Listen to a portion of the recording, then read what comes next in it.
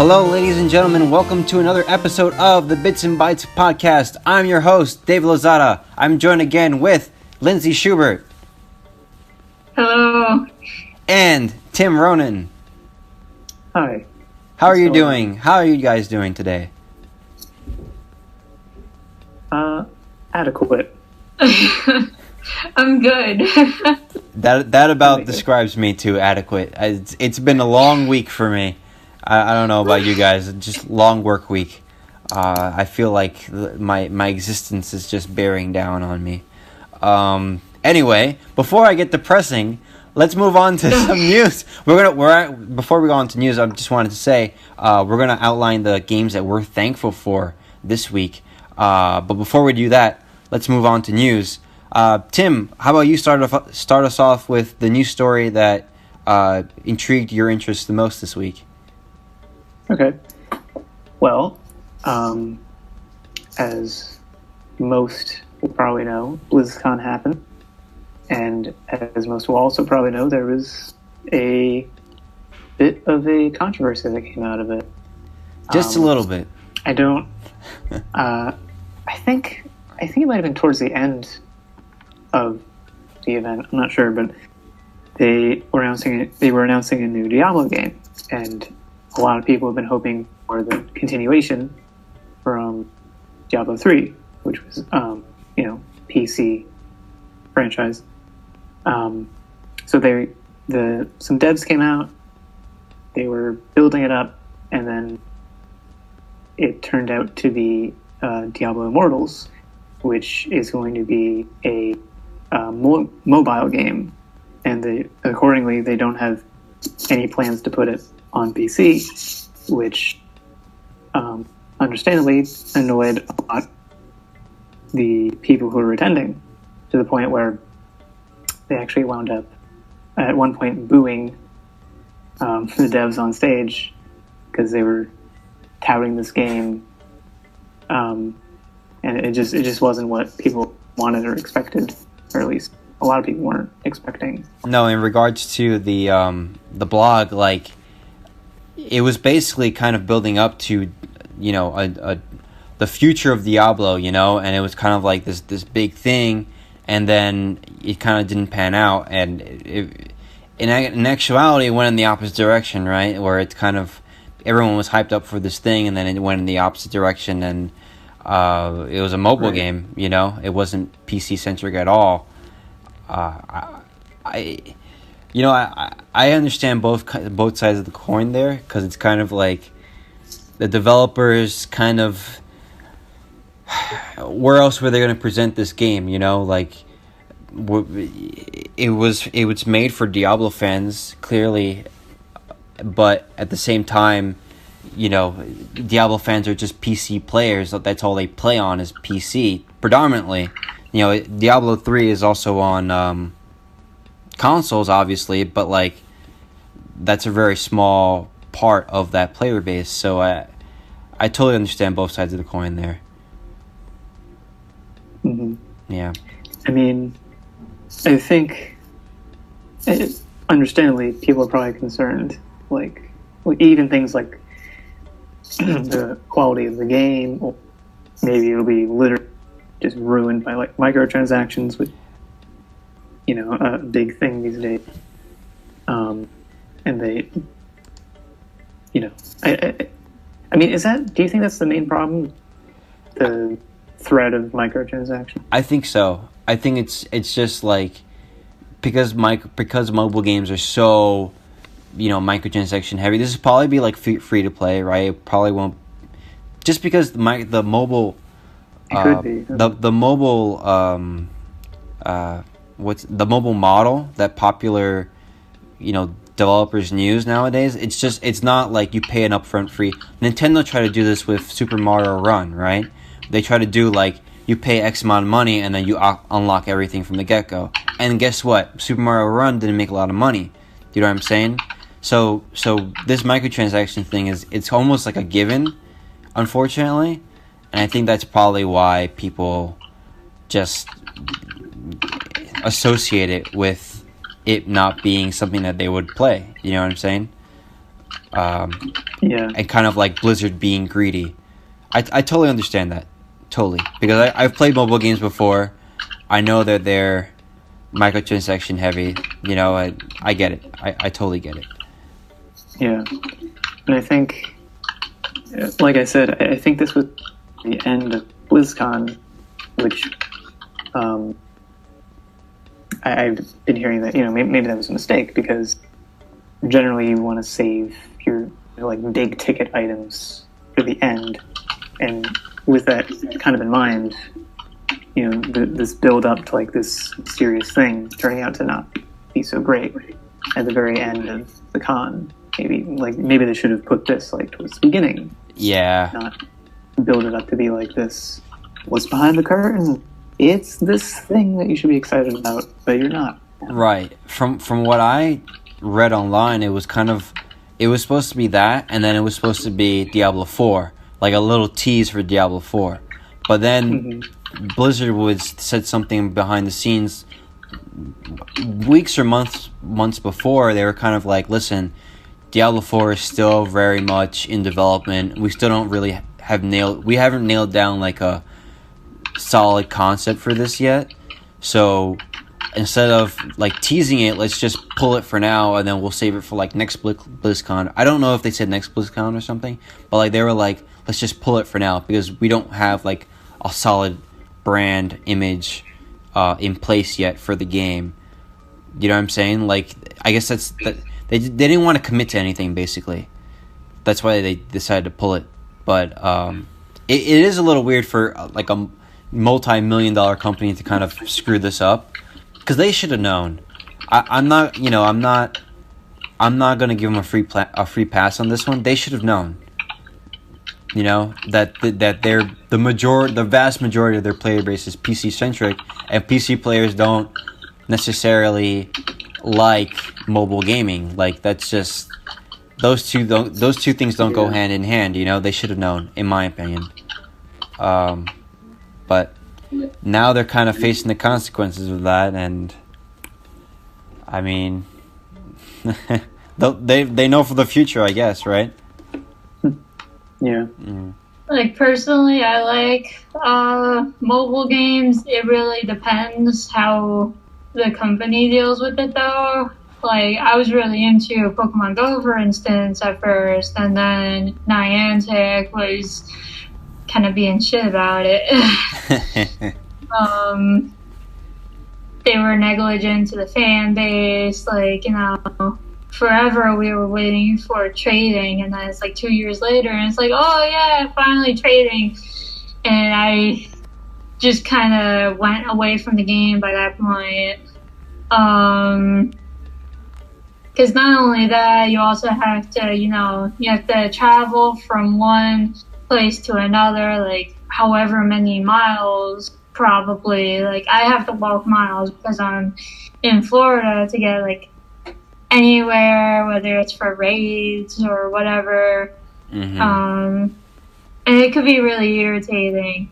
And for something like Super Mario Run, that one wasn't handled well because, for one, it's completely online, so whenever you're playing the game, most of the time it'll lag. And jeez. In a platformer, you cannot have lag. Oh, that sucks. I didn't know that. Yeah. Oh, man. That really sucks. Like, come on now.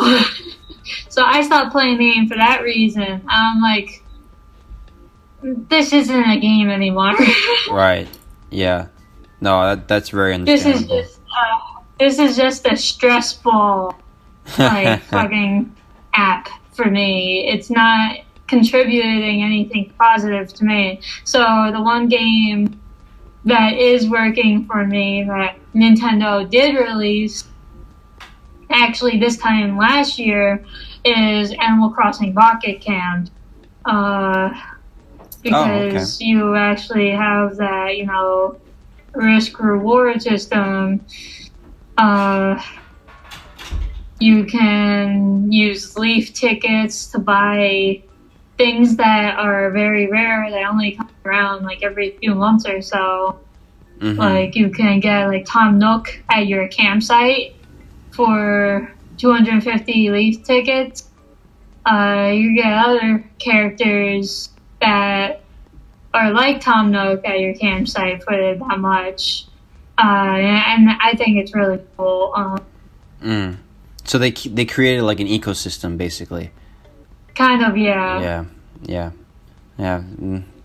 I think it all works. The game has definitely died down a lot since a year ago, but and I even stopped playing it around like Christmas time last year because I was in the middle of an internship and I gotten upset because I couldn't get the rest of like the candy canes to claim more items. I didn't have time for it, so I just uninstalled the app because I was so upset. Gotcha.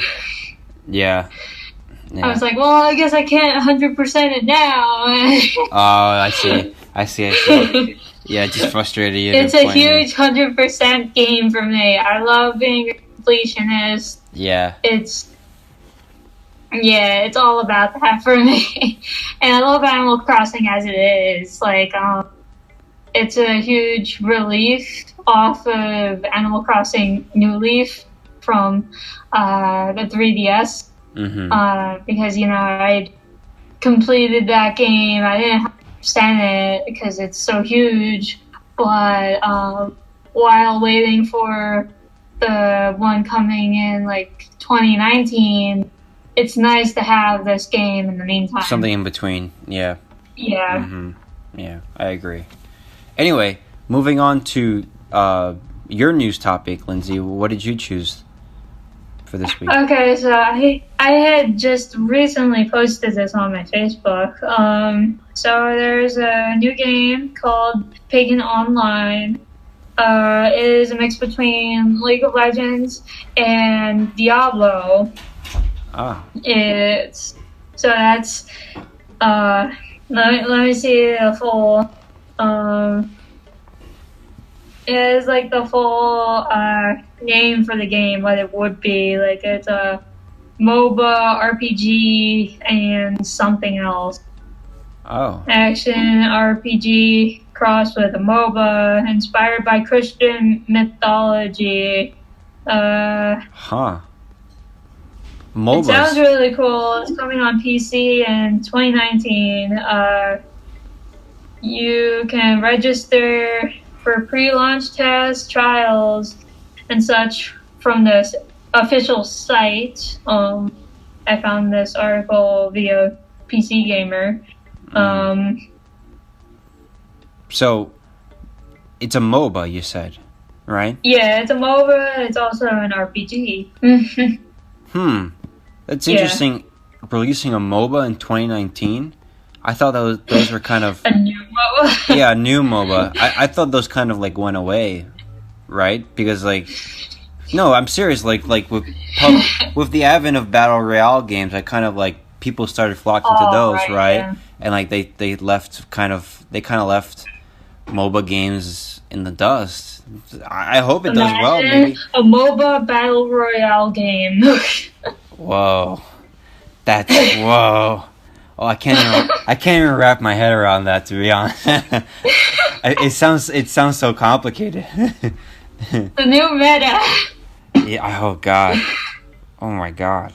Wow. It gets me a headache just thinking like how. It's a MOBA taking on the Christian mythology concept, so I think that will be cool. We have something new coming, so that's interesting. It's interesting. It's based off of some aspect of established mythology. That it's cool. Yeah, it's not the same thing as like Heroes of the Storm or League of Legends, where you would just like have the heroes and such. This will be, well, kind of more based in established the myths and mythology. Such. That's cool. And we're not talking about Zeus. Yeah. Right. That's cool. I'm looking to see if that does well. I'm interested in see if that does well. Yeah. My news topic for the week was I was going to talk about Final Fantasy 15 and what the hell just happened with that game. If for those that don't know, basically the director of the game left the company, Square Enix, on Halloween on October 31st, and there are basically 4 DLC projects planned in addition to like more content for the PC and etc. etc. Almost all of them are canceled. There's only one that's going to come out now, and it's based off of the main villain, Arden. And just the whole shit show all around, to be quite honest. The multiplayer expansion is going to get a standalone release now for some reason. It seems like the team that worked on Final Fantasy 15 is working on Final Fantasy 16 right now, which I guess is kind of exciting, but we're not going to see that game until like years from now. So I don't know. It's just, I think it's more bad news than good, just because Tabata left and he's like responsible for a lot of really good games, JRPGs. So I don't know. It's more of a loss for the JRPG community than a gain, in my opinion. Have you guys played Final Fantasy 15? I personally have not played it. I've seen other people play it, and of course, being attracted to males, I'm one of those people who loved the memes with the characters driving in like the convertible or whatever. Oh yeah, with Noctis and all the other ones. Yeah. They actually have DLC. They've made DLC episodes for each of the side characters, for each of the bros. So Ignis, Gladiolus, and Prompto. So it's kind of like that's all great, you know what I'm saying, and everything. But I kind of wish we got to see more like Luna Freya. And like they were gonna do an on the Dragon Slayer. What's your face? I forgot what her face was. The one with the white hair. The Dragoon. The Dragoon. Sorry, that was I can't say that word. So I don't know. I was kind of interested to see what direction they're gonna take it, but now we'll never know because it's canceled. It's a shame, but nothing we can do about it. I just hope for the best for that team. I hope for the best for Square Enix because I don't know, man. It's kind of like they went up, like Final Fantasy, like just generation in general. Like they went up with Final Fantasy 15, and like they released all this DLC, and it was like the best-selling Final Fantasy game ever. And then they announced 7 remake, and like that was great. And now Kingdom Hearts 3 is going to come out, and everybody wants that, right? But, like, at the same time, a lot of shit's gone down where, like, Final Fantasy 7 Remake is not going to come out until we're all 80 years old. And also, like, Final Fantasy 16 is probably not going to come out until at least, 2022, 2023 at this point. So it's kind of like, I don't know. They did well for the now, but for the future, it doesn't look so hot. So, I don't know. Interesting. I mean, I'm not gonna think that they're in trouble until they just, stop making games. Right. It takes a lot for, game companies to be in real trouble. So, right. I think that Square Enix will still be good for a while. I mean, of course, we have Kingdom Hearts 3 coming out soon, and a shitload of people are getting that, so... that game's going to sell like hotcakes. It's going to sell like crazy. You know what I'm saying? Like, it's going to print money for them. So, they have nothing to worry about. If they disappoint in that aspect, then they would be in trouble. Right. Oh, yeah. Definitely. They cannot do that. Oh, definitely. Without a doubt. I mean, I've been looking forward to this game for like 10 years. I Jesus know. Christ. You know what I'm saying? Like, since I was, like, I think I was in elementary school. That's how long I've been waiting for this goddamn game to come out. You know what I'm saying? Like, it's just, like, so long. So, or it must have been middle school. So it's just, they better not disappoint. Square Enix, you better not disappoint. Kingdom Hearts 3. People are going to riot if they do. Yes. I know that. They definitely will. So, don't screw up. Okay, anyway, moving on. Topic of the show. We decided to kind of take a break from things and just kind of wind down and relax. Recline in our comfy chairs and think about the games that we're just really thankful for, you know? Just really thankful for, man. These are the games that we're really kind of happy that someone made. If not because they kind of inspired us to play games, just because the developers try to do something new, and we appreciate the effort. I guess I'll start us off. The game that I chose that I'm very thankful for this season is Brutal Legend. This game was made, I don't know, 5 years ago now? 5 or 6 years ago now. It's for PS3 and Xbox 360.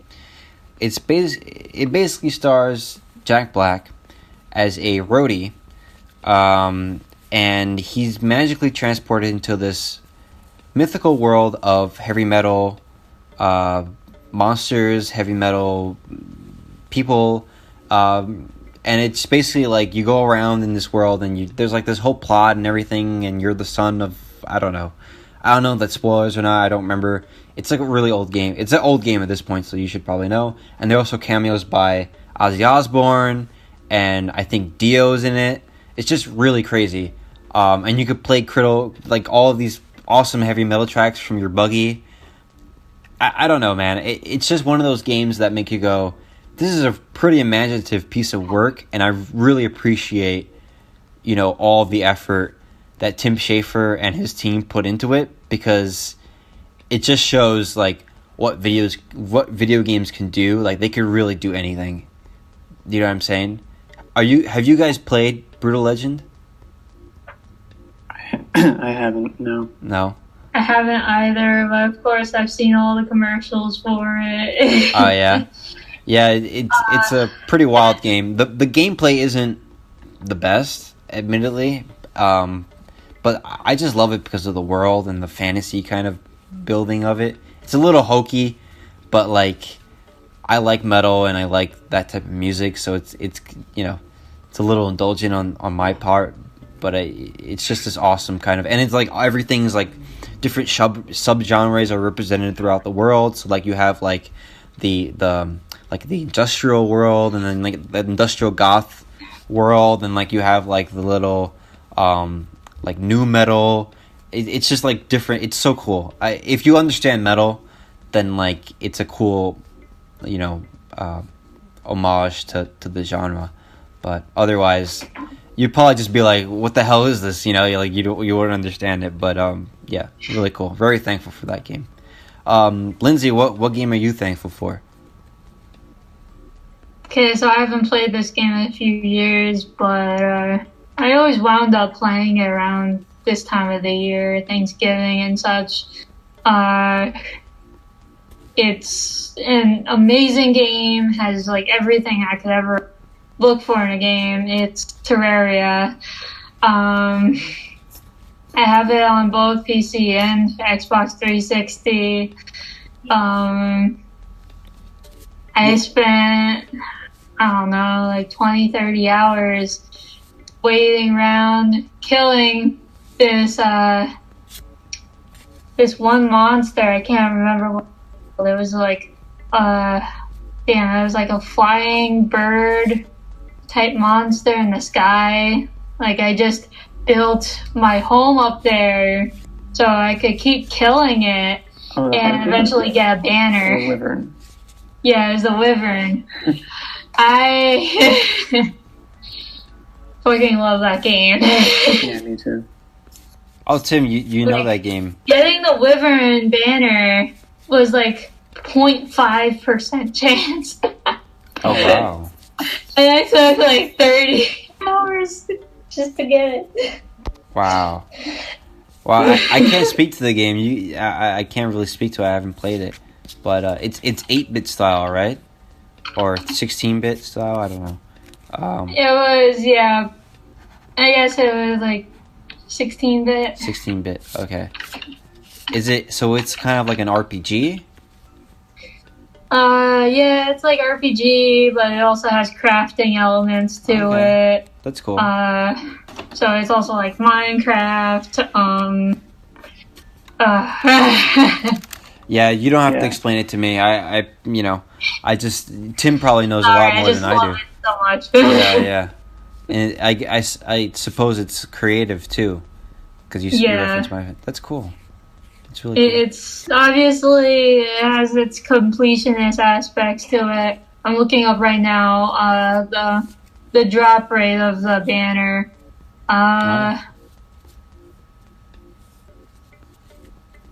Let me see. They might have updated it because it might be after 50 kills now. But when I was playing it, it was like a 0.5%. Oh, jeez. Chance. Wow. Tim, I remember. Yeah. I was trying. There's this one gun that shoots coins. Oh. You only get it from the pirates, and I really wanted it, but it that also has like or at least it had at the time, a very bad drop rate. I just was collecting the summon you needed to summon the event and just trying to get that. Finally got it, but so long. But it was worth it. Wow. And it looks like it is in the latest update. Version 1.301. No longer drops randomly, instead after every 50 kills. So I guess I just wasted 30 hours back then. But you know what? The reward was worth it. I think my file's gone though. I gotta check. Tim, what were you gonna say? Because Sorry. I was playing on my ex's file, on my ex's like world. So. Oh, I see. Sucks for me, but I'll have to get back into it again and go through everything. That's cool though. Like a creative game that you could pour so much time into. Can't say I do a lot of those 300 hours into it, I think. 300. Oh, that's a lot. Oh my god. That was over like several summers. Oh, mainly. Wow. Yeah. Huh? Sorry, I was just gonna say I'm nearing 1,000 hours on that. Oh my gosh. Oh god. I almost died just hearing that. 1,000 hours. Some people especially in particular esports people, they've got 20 times that. Yeah. And I'm like, how? What? I mean, I guess you just play that. You play that exclusively, I guess. Do that, but jeez. That makes me just want to lie down and just go to sleep. You know what I'm saying? That just makes me feel so tired. 20,000 hours in the game. Oh God. Oh my God. Mm-hmm. I feel like that's my entire life force. It's like my entire lifetime. I only have 20,000 hours left to live. I don't know where I'm going with that, but Jesus, that's a lot of time. Wow. I mean, I don't know. Maybe I'm the only one who looks at that as a feat. Well, no, it is. It definitely is. It's impressive. It's impressive as all hell. I'll never be able to do that, but to whomever does that, to Lindsay, to Tim, to anyone who's listening to this, I salute you. You guys, you're dedicated dudes. I wish I had that kind of motivation to keep going and going. That's awesome. Anyway, Tim, what was the game that you're thankful for this season? Well, sort of in the same sort of vein. Went with Minecraft, actually. Oh, okay. I got it back when I was a wee bad in high school, which was 7 years ago. 7. Yeah. And I really like and I enjoy creating, making things. They've continually added new things to the game, really fleshed it out into something pretty unique. I mean, to the point where at the time, tons of people and developers were like copying it, like making clones, Of course. to replicate it. Mm-hmm. Yeah, I mean, there's I think probably my favorite part is there's like a coding language, like sort of in the game. Like there's different commands you can use, and they've introduced ways to like actually make functions and like coding scripts. So you can basically make they basically made an environment where you can make mods for the game, except it's like technically vanilla. Like you're not actually changing the game's like code. I see. But Interesting. You can add different modules, add your own custom content to the game, which I've been doing for a few years now, and it's Oh, have you really? probably my favorite part. That's pretty What's that? cool. That's pretty cool. What have you like contributed to it? A number of things. I'm trying to think. Recently, I made. It was like St. Patrick's Day. It was March that time of year, so I made like a modification where after it rains in the game, there's a chance that a rainbow will spawn, and then at the end of it, you can find a pot of gold, like a band of hostile leprechauns, and you can like fight them, and you can loot their pot of gold. Dude, that's Get stuff awesome. That's awesome. Cool. That's really cool. Yeah.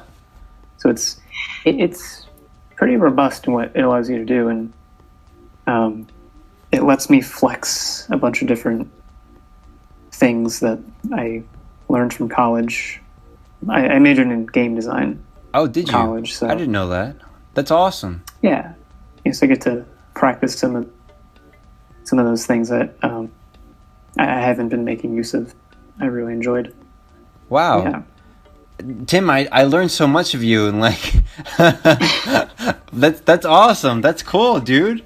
Wow. So, wow. Okay. I'm still wrapping my head around the leprechaun thing. I don't even know how you pull that off. That's awesome.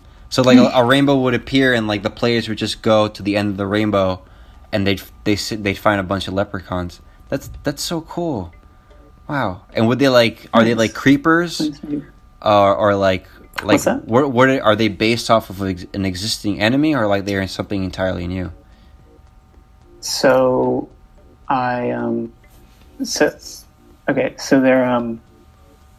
they're baby zombie pigmen. Oh. And Oh my I gosh. made some custom textures and like a custom model.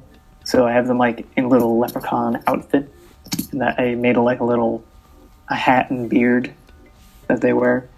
That's so cool, dude. So they're like little tiny people that like chase after you. That's and they're, freaking like, real fast, awesome. and I made like custom sound effects for them, so they like laugh and giggle at you, and like chastise you and Are you serious? just bother you. Dude, that's so freaking cool, dude. That's awesome. Why didn't you tell me this, dude? This is awesome. I don't know. I don't know. That's awesome. I don't know. I am now. I'm so excited. No, I'm serious. Like that's awesome. That's something like when I was a kid, I was like, yeah, I'm gonna design games too. But I'm happy that someone went and I assume that when you were a kid, you wanted to design games ever since then too, right? For a while, I actually wanted to do something with writing. Oh, Maybe okay. be an author, and to that point, I majored in game design, and then I specialized in interactive storytelling. Oh. So that Where'd you go to kind of- school? Southern New Hampshire University. Southern New SNHU. Hampshire University? Huh. I didn't even know they had that there. That's cool. Yeah. Wow, that's awesome. Been there. Yeah. That's You've maybe probably seen, I don't know, they have a big online presence, like for the online courses you can take. yeah. They run a lot of ads for that. I mean, when I was looking for colleges way back when, 100 years ago, I wanted to do I wanted to do that. I wanted to do game design, but it was just I couldn't find anything around me in New York City. There was a really handful of schools, and then I would have to go to like New Jersey, or I'd have to go somewhere, I don't know, far away. So I just settled on writing, and that's what I do now. I'm a writer. I'm a publicist in my day job. Yeah, similarly, I wanted to go into game design. Yeah. Yeah. But I was venturing into math and all that in college, and it was way too difficult for me to keep up grades. And I heard horror stories of all my friends taking so much longer to graduate because they couldn't pass the math courses and such. So I was like, okay, fuck it, I'm gonna just go into writing. Yeah. That's interesting. I didn't have to do that. I mean, I took a gen ed calculus course, which I was terrible at, but other than that, it was just more focused on other things. That's cool. It wasn't math intensive. That's cool. Yeah. I might look into that for online courses or something. That's because I always wanted to still want to do it. You know what I'm saying? On the side. That's the same thing for me. I still consider doing it with Khan Academy or something. Yeah, exactly. Just doing it on my own pace kind of thing, just on my free time, my copious free time, amounts of free time, because I have no time. But just, eventually. That's so cool. That's awesome. That's really cool. And I totally understand. Linking it back to the topic of the show, totally understand why you would be thankful for that, because and you and many other aspiring game developers, because it's an outlet, right, to kind of showcase your skills in a way. Yeah, right. Yeah, no, definitely. Yeah, I like being able to, because I actually I took a number of different courses. I did animation, modeling, texturing, and I actually enjoyed majority of all that, but just since then I haven't really had an opportunity to make use of that kind of stuff, but this kind of funnily puts it all into one, and I do get to do those things again. I'm like, oh, I remember this. I remember how to stuff. Right. Do UV maps. That's really cool. Right, use that information, and you practice, and you build your portfolio too. That's just so cool. That's awesome. All right. I mean, I'm just an interesting person in general. Oh. Huh? Sorry. Did you get? I didn't catch that. What did he say, Lindsay? What did he say? I was just saying how interesting I am, which I'm not. Yeah. Well, you are. I mean, I think you're super interesting. I think that was awesome. I mean, I kind of wish I knew it sooner. Now I praise you. Yes. Praise me. No, you're awesome before. Now you're awesome before. Now you're even more awesome somehow. That's so cool. Anyway, I think that about wraps it up for this episode of the Bits and Bytes podcast. Again, I'm your host, David Lozada. You can find me on Twitter at XenoCreator125. Lindsay Schubert's here. You can find her on Twitter at InfamousRedYoshi. And of course, Tim Ronin's here. You can find him on KeenGamer, always writing as usual. Thank you again for joining us for another exciting episode. See you again next week, and have a very thankful season. Bye, everyone. Goodbye. Bye.